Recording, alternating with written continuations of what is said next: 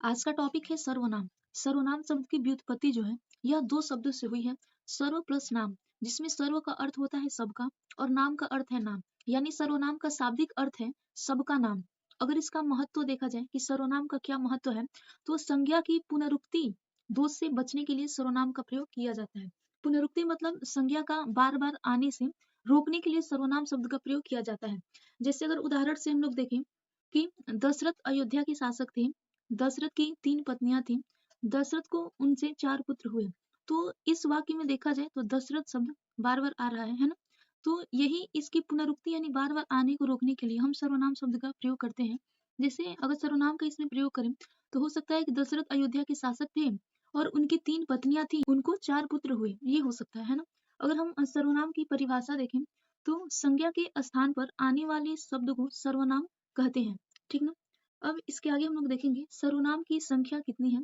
तो सर्वनाम की जो मूल रूप से संख्या है यह 11 होती है। वह है मैं, तुम, वह, आप, जो, सो, कौन, क्या, कोई, कुछ और यह। यह 11 जो शब्द हैं ये सर्वनाम कहे जाते हैं, है ना? अब इसके आगे हम लोग देखेंगे सर्वनाम के भेद। इस सर्वनाम कितने प्रकार का होता है? तो सर्वनाम जो है यह 6 प्रकार का होता है। पुरुषवाचक सर्वनाम, निश्चयवाचक सर्वनाम, अनिश्चयवाचक सर्वनाम, संबंधवाचक सर्वनाम, प्रश्नवाचक सर्वनाम तथा निजवाचक सर्वनाम होता है।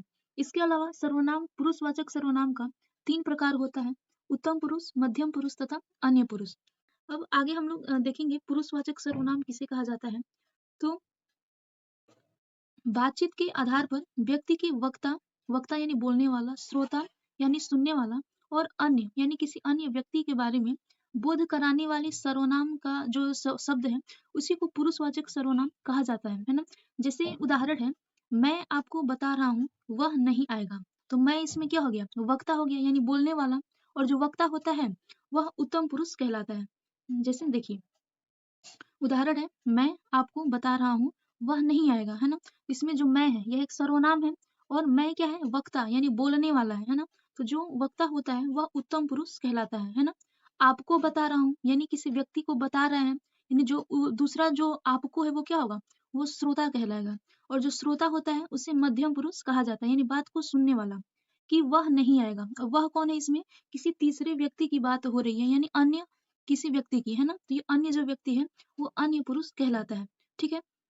चलिए अब इसके आगे हम लोग समझते हैं कि उत्तम पुरुष किसे कहा जाता है ना? तो वे सर्वनाम जो वक्ता के लिए आता है, वक्ता यानी बोलने के लिए जो सर्वनाम प्रयोग होता है, उसे हम उत्तम पुरुषवाचक सर्वनाम कहा जाता है। जैसे हम, मैं, मैंने, मेरी, मेरे। ये सब क्या है? उत्तम पुरुष वाचक सर्वनाम ये सब कहे जाते हैं। ठीक है? अब इसके आगे है मध्यम पुरुषवाचक सर्वनाम, यानी वे सर्वनाम जो सुनने वाले के लिए प्रयोग होता है, यानी श्रोता के लिए जो सर्वनाम प्रयोग हो, वह मध्यम पुरुष सर्वनाम कहलाता है। जैसे तुम, आप, तुझे या तेरा। ठीक है? इसके अलावा है अन्य पुरुषवाचक सर्वनाम। ये क्या है? वे सर्वनाम जो ऐसे व्यक्ति के लिए आते हैं जो बातचीत में शामिल नहीं है, यानी किसी तीसरे व्यक्ति के बारे में जो बात हो रही है उनके लिए जो सर्वनाम शब्द का प्रयोग किया जाता है वो अन्य पुरुष कहलाते हैं। जैसे वह, वे, उसे, उन्हें। है ना? अब हम लोग सर्वनाम का दूसरा प्रकार पढ़ेंगे, दूसरा भेद है, वह है प्रश्नवाचक सर्वनाम। यानी प्रश्नवाचक सर्वनाम किसे कहते हैं? तो वे सर्वनाम शब्द जो प्रश्न करने के लिए प्रयुक्त होते हैं, है ना? उन्हें हम प्रश्नवाचक सर्वनाम कहते हैं, है ना? इसके अलावा ये कामता प्रसाद गुरु ने 2 मूल प्रश्नवाचक सर्वनाम बताए हैं। ठीक है? वो कौन सा है? वो कौन और क्या। ये 2 जो शब्द हैं, ये प्रश्नवाचक सर्वनाम कहे जाते हैं, है ना? जैसे उदाहरण देखिए, दरवाजे पर कौन खड़ा है? तो इसमें पुरुषवाचक सर्वनाम है ना, क्योंकि इसमें कौन शब्द आ गया है। यानी कौन यानी प्रश्न करने के लिए जो सर्वनाम का प्रयोग होता है वही प्रश्नवाचक सर्वनाम कहलाता है। दूसरा उदाहरण देखिए, राम क्या कर रहा है? ये भी एक प्रश्नवाचक है ना, और क्या क्या है? एक प्रश्नवाचक सर्वनाम है ना? अब हम लोग सर्वनाम का तीसरा प्रकार पढ़ेंगे। तीसरा प्रकार है निश्चयवाचक सर्वनाम। यानी ये सर्वनाम शब्द जो किसी निश्चित वस्तु के लिए अथवा प्राणी के लिए प्रयोग हो या बोध कराते हैं उन्हें हम निश्चयवाचक सर्वनाम कहते हैं। और निश्चयवाचक सर्वनाम जैसे यह और वह निश्चयवाचक सर्वनाम है। उदाहरण देखिए, यह पढ़ रहा है ना? यह पढ़ रहा है, यह एक निश्चयवाचक सर्वनाम है। यानी किसी निश्चित व्यक्ति के लिए प्रयोग हुआ है कि यह पढ़ रहा है, वह व्यक्ति पढ़ रहा है ना? यानी यह निश्चित व्यक्ति है कि वह व्यक्ति या फिर यह व्यक्ति पढ़ रहे हैं। इसके अलावा हम लोग सर्वनाम का चौथा भेद देखेंगे, अनिश्चयवाचक सर्वनाम किसे कहते हैं? तो वे सर्वनाम जो किसी अनिश्चित प्राणी अथवा वस्तु का बोध कराते हैं उन्हें अनिश्चयवाचक सर्वनाम कहते हैं। और ये जो कोई, कुछ, ये क्या है? अनिश्चयवाचक सर्वनाम है। जैसे कोई व्यक्ति आ रहा है ना? इसमें कोई शब्द है और कोई एक अनिश्चयवाचक, मतलब हमें नहीं पता है कि कौन व्यक्ति आ रहा है ना? इसलिए इसमें अनिश्चयवाचक सर्वनाम है। वहाँ कुछ है, ये कुछ क्या है? ये भी अनिश्चयवाचक सर्वनाम है। कुछ है मतलब क्या है वहाँ पे ये नहीं पता है ना? ये अनिश्चित वस्तु है, ठीक है? तो इसमें भी अनिश्चयवाचक सर्वनाम है। इसके अलावा हम लोग सर्वनाम का 5वां प्रकार पढ़ेंगे, संबंधवाचक सर्वनाम।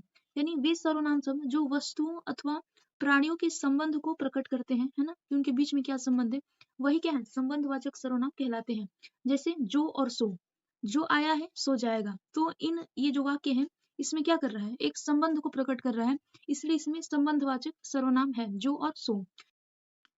निजवाचक सर्वनाम किसे कहते हैं? तो वे सर्वनाम शब्द जिसका प्रयोग वक्ता जो है स्वयं के लिए यानी अपने आप के लिए करता है, वहां पे निजवाचक सर्वनाम होता है। जैसे आप, स्वतः, खुद और स्वयं, ये सभी क्या है, निजवाचक सर्वनाम है। जैसे उदाहरण देखिए, मैं अपने आप पढ़ लूंगा, अपने आप पढ़ लूंगा यानी स्वयं की बात कर रहा है ना, इसलिए आप इसमें क्या है, यह एक निजवाचक सर्वनाम है। तो वीडियो अच्छा लगे तो इसे लाइक शेयर और सब्सक्राइब जरूर करें। धन्यवाद।